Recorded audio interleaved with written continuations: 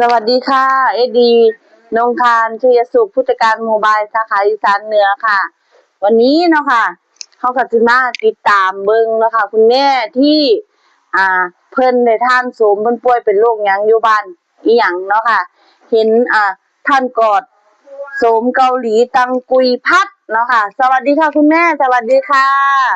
ใครแม่อยู่บ้านหยังเนาะค่ะนี่บ้านน้องทิมเผือกบ้านน้องทิมเผือกตำบลน้ำจันทน์อำเภอที่กายจังหวัดบึงกาฬ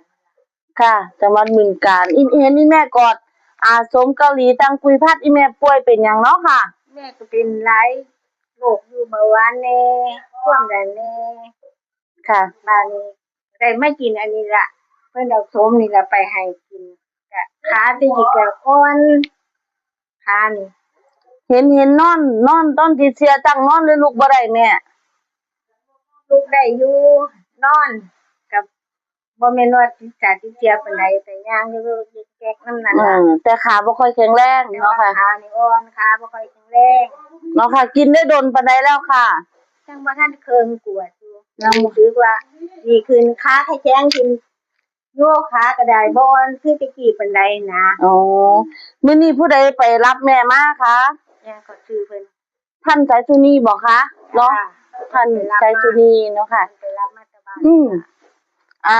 พ่อบ้านอยู่บ้านเห็นแม่กินแล้วเพิ่นวางไดคะเพิ่นก็ว่าดีขึ้นอยู่เดี๋ยวเบิ่งหั่นดีขึ้นหลายเติบพุ่นละแล้วว่าจ้ะเพิ่นเบิ่งคู่มือเพิ่นว่าเพิ่นเบิ่งคู่มือเนาะอีแม่มั่นใจบ่คะว่าโสมเกาหลีทานแล้วอาการดีขึ้นมั่นใจอยู่เนาะค่ะ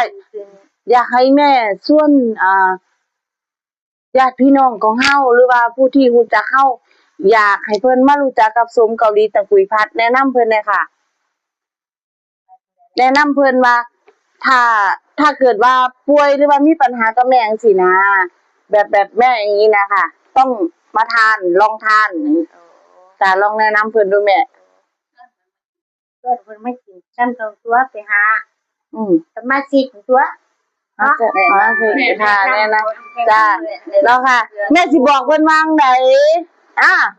บอกกินแล้วมันดีแบบใดเนาะค่ะก็ดีอยู่ดีขึ้นอยู่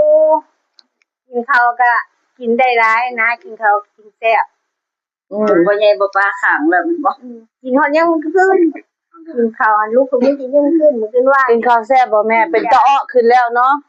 ค่ะเป็นตะแพงแล้วเนาะค่ะเนาะขอขอบคุณบริษัทบริณาเน็ตเบิร์ดนะคะที่ผลิตอาหารเสริมนะคะเนาะผลิตภัณฑ์เสริมอาหารนะคะให้กับคนไทยได้ทานนะคะเนาะบริณาเน็ตเบิร์ดโอกาส